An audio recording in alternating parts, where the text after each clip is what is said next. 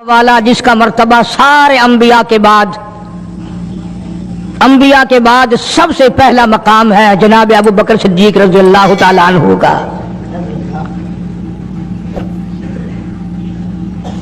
आप लोग तो ये सोच रहे होंगे ना कि हर जुमे को सिद्दीक अकबर करता रहता है। मैं नहीं करता, मैं कहता हूं कि सरकार मदीना सल्लल्लाहु अलैहि वसल्लम सारी उम्र अबू बकर फरमाते रहे।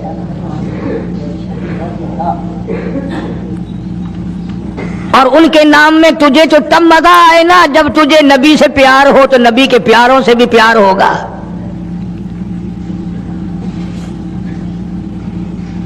मुजद्दिद अल-फसानी सरहंदी रहमतुल्लाह अलैह, हजारों औलिया इकराम के सरदार, मकतूबात में लिखते हैं,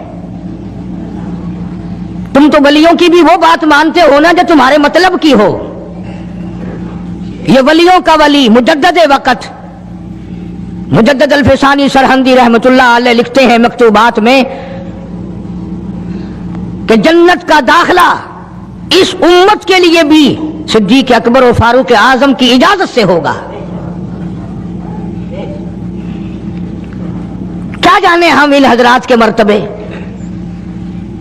मुजद्दिद साहब फारसी जुबान में लिखते हैं कि सिद्दीक अकबर और फारूक आजम के नूर से जन्नत भरी पड़ी है। जन्नत की जीनत इन दोनों हजरात से मुजद्दिद साहब लिखते हैं। वो कितने मर्तबे वाले लोग होंगे जिनके बारे में सरकार मदीना सल्लल्लाहु अलैहि वसल्लम ने फरमाया, लोग देख रहे हैं, सरकार खड़े हैं, दाईं हाथ में सिद्दीक अकबर का हाथ है और बाएं हाथ में फारूक आजम का हाथ है। जब लोग देखकर मुस्कुराए कि ये तीनों अल्लाह वाले, बीच में नबी है, इधर सिद्दीक है, उधर फारूक है, तो आपने लोगों की मुस्कुराहट देखकर फरमाया, हा कदा नुबासु यौमल क़ियामा। वो देखने वालों, ये नहीं कि तुम सिर्फ हमें आज देख रहे हो, हम क़यामत में भी यूं ही उठेंगे।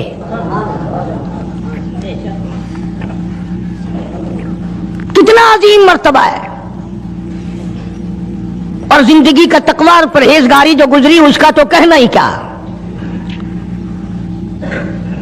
खिलाफत का दौर है, अमीरुल मोमिनीन है, बादशाह है सिद्दीक अकबर रज़ी अल्लाह ताला अन्हु।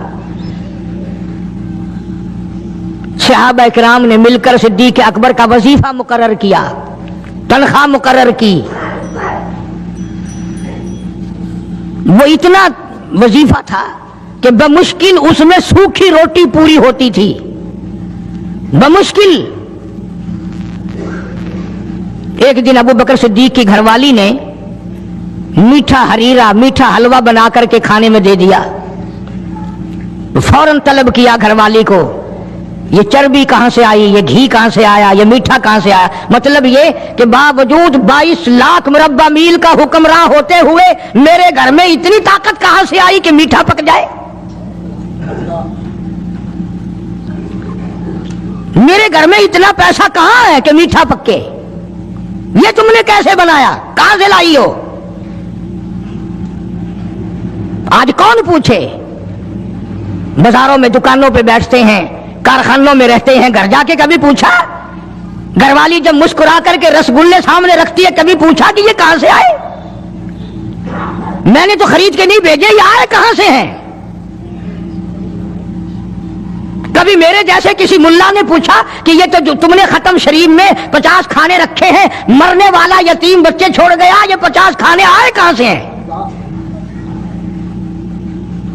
हालांकि कुरान कहता है, इन्नल्लज़ीना यअकुलूना अम्वालल यतामा ज़ुल्मन इन्नमा यअकुलूना फी बुतूनिहिम नारा।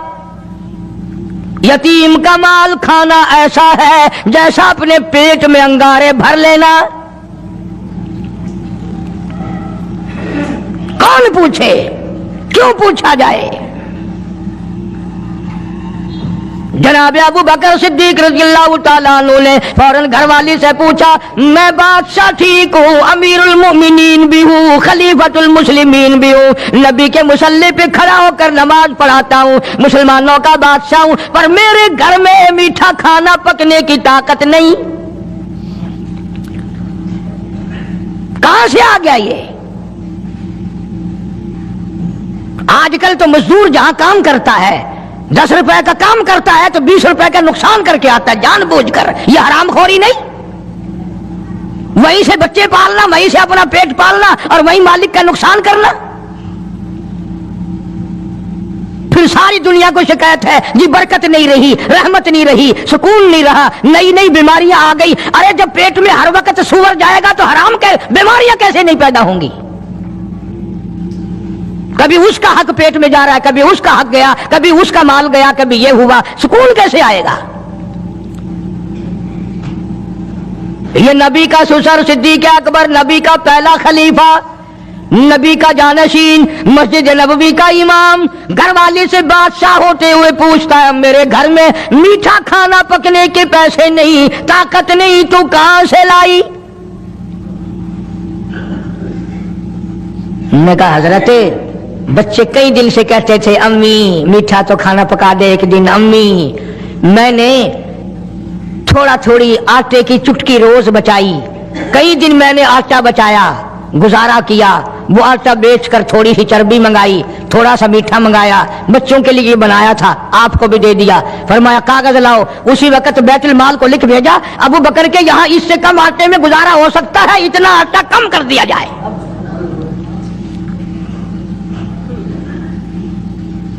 تم کیا جانو ابو بکر کون ہے؟ کبھی کسی بوڑھی نے، کبھی کسی بہو نے، کبھی کسی نے دھی نے کہا کہ آؤ آج ابو بکر صدیق کی نیاز پکاتے ہیں.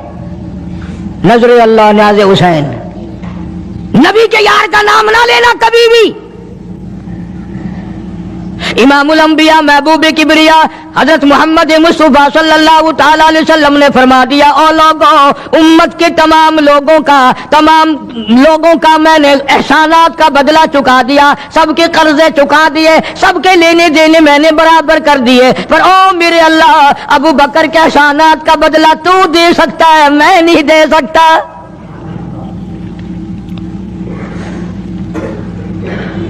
سارا گھرانہ بڑا عجیب ہے، گھر کا گھر بڑا عجیب ہے.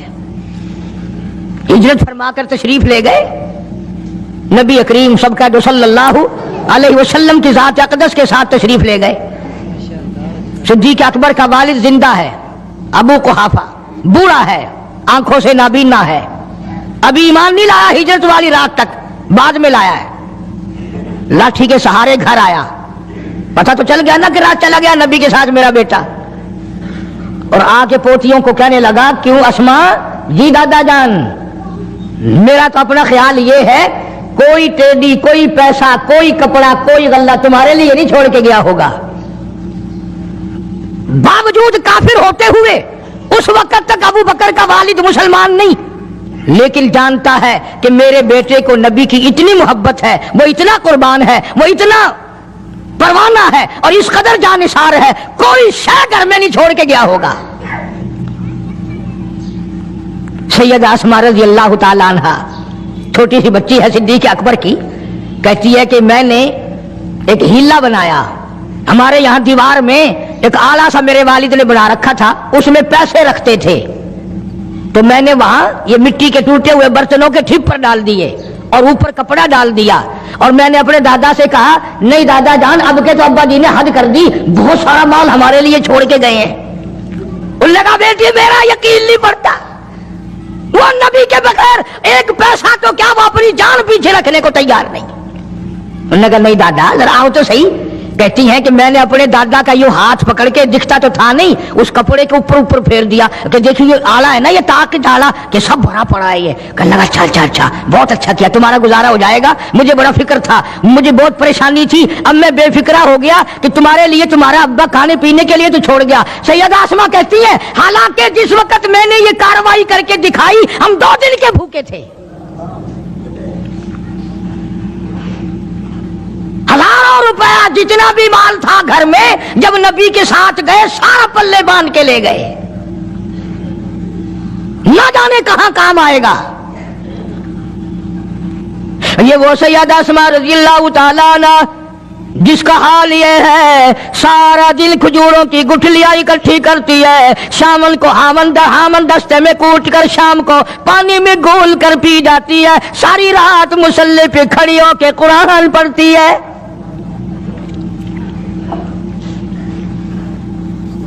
عجیب قسم کا گھرانہ ہے صدیق اکبر رضی اللہ تعالیٰ عنہ کا۔ غربت نہیں تھی، سارے کا سارا قربان کر کے غربت بنا دی، نہیں دیکھا آل کو، نہیں دیکھا مال کو، نہیں دیکھا اپنی جان کو، سب کچھ قربان کر دیا۔ امام الانبیاء محبوب کبریا حضرت محمد مصطفیٰ صلی اللہ تعالی علیہ وسلم نے اس قدر رفاقت جوڑی، اس قدر یاری بنائی کہ کبھی بھی الگ نہیں ہوئے۔ آج تم قرآن پڑھتے ہو، قاری حنیف قرآن پڑھتا ہے، کیا اثر ہوگا کسی پہ؟ جناب ابو بکر صدیق رضی اللہ تعالیٰ عنہ مکہ مکرمہ میں نماز کی نیت باندھ کر قرآن کریم کی تلاوت کرتے ہیں، علماء نے لکھا ہے کہ پہاڑ بھی ہلنے لگ جاتے تھے، اور کافروں نے نبی پاک سب کا جو صلی اللہ علیہ وسلم سے شکایت کی کہ اپنے ابو بکر کو کہو یہ رات کو قرآن زور سے نہ پڑھے، ہمارے بیوی بچوں پہ اثر ہوتا ہے، ہمارے بچے مسلمان بننے کے لیے تیار ہو جاتے ہیں، ہماری عورتیں قرآن سن کر کفر چھوڑ کر مسلمان بننے کو تیار ہو جاتی ہیں، ابو بکر سے کہو یہ آہستہ قرآن پڑھا کرے۔ یعنی اس کی زبان میں اس قدر تاثیر تھی اور اس قدر اللہ تبارک و تعالیٰ نے خوف رکھا تھا، جو صدیق کی زبان سے قرآن سنتا تھا مسلمان بننے کے لیے تیار ہو جاتا تھا۔ آج ہم قرآن پڑھیں، حدیث پڑھیں، کچھ بھی پڑھیں، اثر نہیں ہوتا۔ کیسے ہو؟ ہمارے یہاں دلوں میں جگہ ہو جبھی تو بات بنے۔ اس لیے قرآن کریم کہتا کلا بل ران علی قلوبہم ما کانوا یکسبون، گناہ کرتے کرتے، حرام کھاتے کھاتے اس قدر دل کالے ہو گئے، اب قرآن کے لیے، دین کے لیے، ایمان کے لیے گنجائش کوئی نہیں، اندر گنجائش ختم ہو گئی، سارا دل بھر گیا۔ فرمایا کلا انہم عن ربہم یومئذ لمحجوبون، ہرگز ایسا نہیں جو لوگوں کا خیال ہے، دین ان کے خیالات پہ نہیں چل سکتا۔ جناب ابو بکر صدیق رضی اللہ تعالیٰ عنہ بیمار ہیں، آخری وقت قریب ہے، اللہ اللہ۔ سیدہ عائشہ صدیقہ رضی اللہ تعالیٰ عنہ کے ہاتھ میں نیا کپڑا دیکھا، بیٹی کے ہاتھ میں نیا کپڑا دیکھا، صدیق اکبر رضی اللہ تعالیٰ عنہ نے فرمایا بیٹی یہ کپڑا کیسا ہے؟ عرض کی ابا جان کفن کے ارادے سے منگوا لیا ہے، نہ جانے کس وقت ضرورت پڑ جائے گی، مجھے خطرہ ہے، اندیشہ ہے، آپ کا آخری وقت ہے، میں نے کفن کے لیے کپڑا منگا لیا ہے۔ اللہ اکبر، ناراض ہوئے، فرمایا عائشہ وعدہ کرو مجھ پر نیا کفن نہیں ڈالو گی۔ عائشہ یہ کپڑا جو تو نے کفن کے لیے منگایا مدینے کی کسی بیوہ کو دے دینا، سر پہ ڈال کے پردہ کر لے گی۔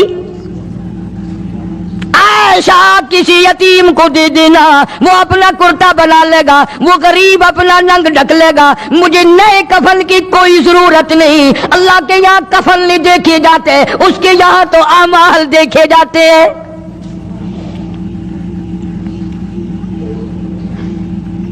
حضرت عائشہ رضی اللہ تعالیٰ عنہ نے اصرار کر دیا، ابا اجازت دے دو، اب تو میں نے منگا لیا ہے، اب تو میں نے منگا لیا ہے، دنیا کیا کہے گی؟ وقت کا حکمراں، وقت کا بادشاہ، نبی کا جانشین کو کفن بھی نہیں ملا۔ پھر دوسرا رخ اختیار کیا ہے صدیق اکبر سب کے رضی اللہ تعالیٰ عنہ، فرمایا عائشہ او میری بیٹی، نبی کریم صلی اللہ تعالی علیہ وسلم کا آخری وقت تیری گود میں آیا، تیرے سامنے آیا، تو نے آقا مدنی صلی اللہ علیہ وسلم کا آخری وقت دیکھا۔ حضرت عائشہ رونے لگی، ہاں میں نے دیکھا، سب کچھ مجھے معلوم ہے، پر عائشہ شہنشاہ کائنات کا کفن بتا۔ उस मदनी करीम सल्लल्लाहु अलैहि वसल्लम का, दो जहान के बादशाह का, यतीमों के वारिस का, बेवाओं के सहारे का, दो जहान के सरदार, दो जहान की रहमत हजरत मोहम्मद करीम सल्लल्लाहु अलैहि वसल्लम का कफन बता। हजरत आयशा रोने लगी, अर्ज की अब्बा जान, जिन कपड़ों में सरकार इस दुनिया से तशरीफ ले गए उन कपड़ों में 12 पेवंद थे, 12 टाकियां थी। फरमाया आयशा फिर तेरा क्या ख्याल है, मेरा महबूब टाकियों में गया हो, मैं नए पहन के जाऊं? जिन कपड़ों में मेरी वफात हो यही मेरे कफन में इस्तेमाल करना, यही कपड़े मुझे कफन में दे देना जो मेरे जिस्म पे हैं, इसलिए कि जब मैं अपने आका से मिलूंगा तो शर्मिंदगी ना हो। और आज जहन ये है कि मैयत के कपड़े को हाथ भी ना लगाना, पहनना तो दरकिनार, हाथ लगाने को तैयार नहीं, घर में रखने को तैयार नहीं। यूं लकड़ी से उठाकर परे परे फेंकते हैं, आग लगाते हैं, नहलाने वाले को दे देते हैं, वो भी नहीं पहनता, यूं ही गलियों में नालियों में फेंक जाता है। न तेरा बाप मरा, जब तुझे नफरत है कपड़ों से, मुर्दा नवाने वाले का वो मामा लगता है, वो क्यों पहने? अर्ज करने का मकसद ये कि इन हजरात की जिंदगी तो देखो। और वफात शरीफ से पहले 2.5 बरस जो वजीफा लिया, जो तनख्वाह ली सरकारी खजाने से, खैबर की जमीन बेचकर सिद्दीक अकबर रज़ी अल्लाह तआला अन्हु ने 2.5 बरस की तनख्वाह का हिसाब करके वो सारी तनख्वाह जो ली थी बैतुल माल में वापस दाखिल करके फिर दुनिया से रुखसत हुए। जो तनख्वाह ली थी 2-2.5 साल में वो सारी की सारी वापस कर दी जनाब अबू बकर सिद्दीक रज़ी अल्लाह तआला अन्हु ने कि मैं मुसलमानों का पैसा खा के नहीं मरना चाहता, चाहे तनख्वाह के तौर पर था, कल क़यामत में मेरे लिए रुकावट ना बन जाए।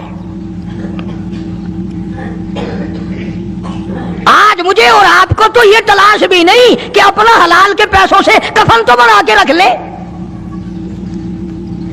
एयर कंडीशन का हर वक्त जिक्र है, घर में होना चाहिए, फ्रिज होना चाहिए, पक्खे होने चाहिए, ये होना चाहिए, कार होनी चाहिए, मोटर होनी चाहिए, ये होना चाहिए। और कभी घर में ये जिक्र भी हुआ कि हलाल का कफन भी होना चाहिए? वो किधर से आएगा? उसके लिए कौन इंतजाम करेगा? कौन हमने घर में पैदा कर रखा है जो उस वक्त ये बात देखकर कफन लाएगा? इसलिए कुरान करीम ने ऐलान कर दिया, लोगों अपना सब कुछ पाक साफ बन के दुनिया से जाओ, अपना बदन भी पाक हो, अमल भी पाक हो, पेट भी पाक हो, कफन भी पाक हो।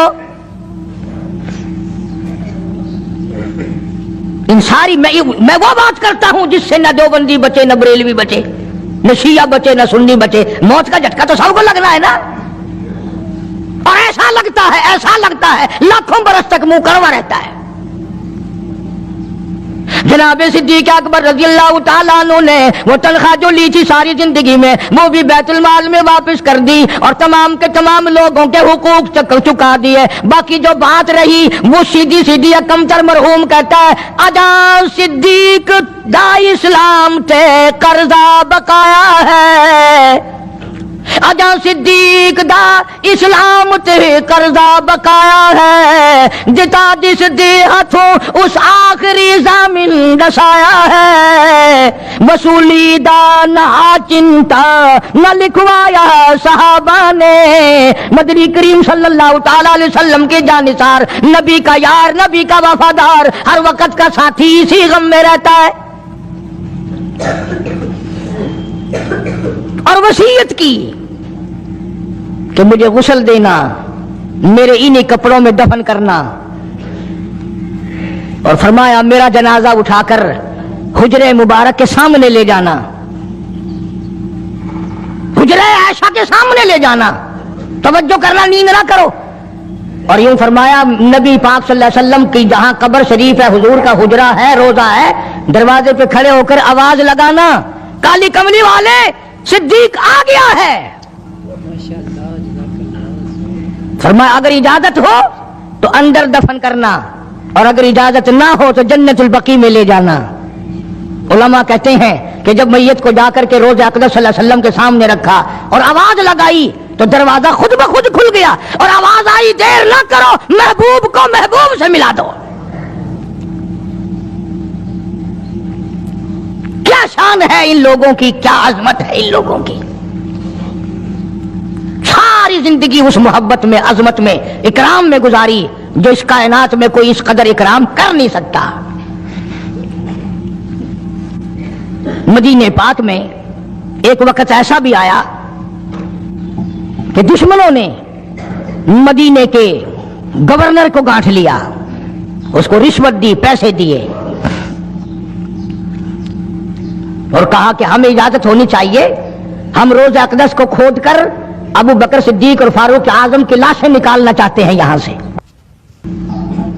چنانچہ حاکم وقت نے پیسے کھا کر اجازت دے دی.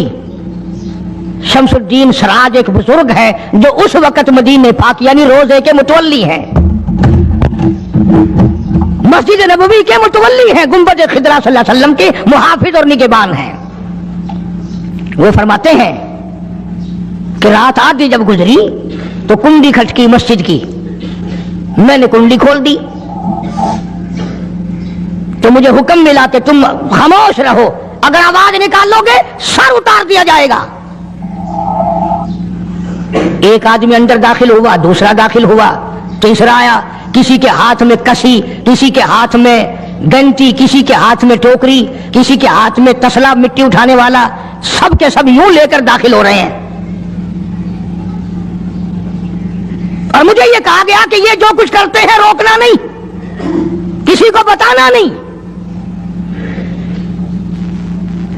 شمس الدین سراج بزرگ رحمت اللہ علیہ کہتے ہیں وہ جب 40 کے 40 اندر داخل ہو گئے، پچھلے نے مجھے اشارہ کیا دروازہ بند کر دے، اب کسی اور کو اندر نہ آنے دینا. وہ اللہ والا کہتا ہے مجھے بتا تو دیا گیا تھا دونوں جلیل القدر صحابہ حضرت شیخین کی بے ادبی کریں گے، قبر کھود دیں گے، ان کی میت نکال لیں گے. فرماتے ہیں میں نے دروازہ بند کر دیا، میں سجدے میں گر گیا، مولا او میرا بس نہیں، میرا کوئی چارہ نہیں، میری حکومت نہیں، میری فوج نہیں، میرا لشکر نہیں، میرے پاس توپ نہیں، میرے پاس لشکر نہیں. او میرے مولا میں نے سنا ہے جیسے نبوت کا محافظ تو ہے، اسی طرح صدیق کی صداقت کا، فاروق کی عدالت کا بھی تو ہی نگہبان ہے. مولا میری موت بھیج دے میں نہ دیکھوں. شمس الدین سراج بزرگ کہتا ہے کہ اللہ کا حکم ہوا، میں نے بھی دعا تو کی تھی رو رو کے، میرے دیکھتے دیکھتے، توجہ کرنا لفظ سمجھو، میرے دیکھتے دیکھتے مسجد نبوی میں زمین پھٹی اور بمائے ٹوکریوں کے، بمائے سامان کے 40 کے 40 کو زمین نگل گئی. اللہ تم سب کو مدینے پاک جانا نصیب فرمائے. وہ جو قالین بچھے ہوئے ہیں نا، کسی پرانے عرب سے اب بھی پوچھ لینا، لمبا کالا کالا نشان لگا ہوا ہے، یہ نشانی ہے کہ وہ کالے جو تھے نا اندر کے کالے، وہ سب یہاں کا رکھ ہوئے ہیں. یعنی خدا صدیق اکبر کا، فاروق اعظم کا، نبی کے یاروں کا اتنا بڑا محافظ ہے، جو بدنیت سے آئے تھے ان سب کو زمین نگل گئی.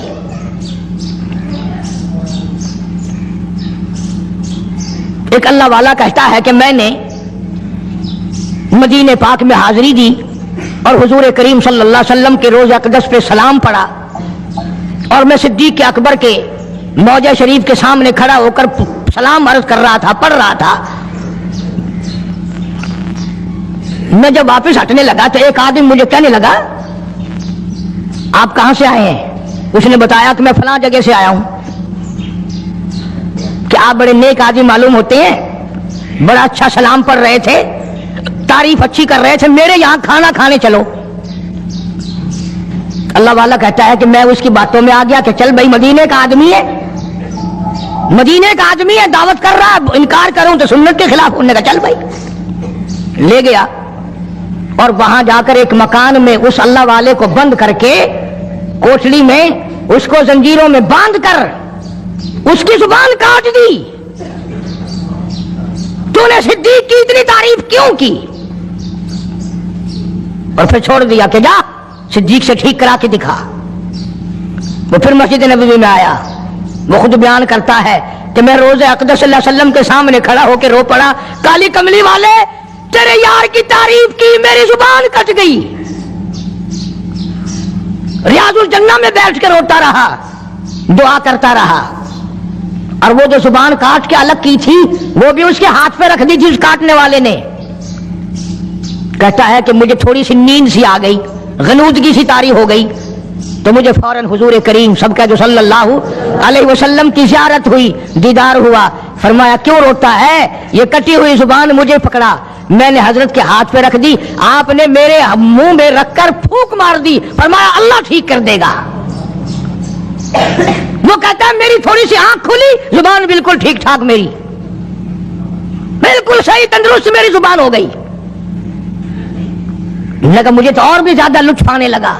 अब मैं हर वक्त कभी सिद्दीक अकबर के दरवाजे पे खड़ा हूं, कभी फारूक आजम के मौजे शरीफ के सामने खड़ा हूं, कभी हुजूर करीम सल्लल्लाहु अलैहि वसल्लम के सामने खड़ा हूं। एक और आदमी आया और कहने लगा कि आप बड़े नेक आदमी मालूम होते हैं, मेरे यहां खाना खाने चलो, बरकत हो जाएगी आपके कदमों से, आपकी दुआ से। वो अल्लाह वाला कहता है कि मैंने तो सोचा कि वही होगा तो ठीक है, फिर कटवाऊंगा सिद्दीक के नाम पर जुबान, फिर कटाऊंगा, फिर मजा आएगा। मगर मैं उसके साथ चला गया।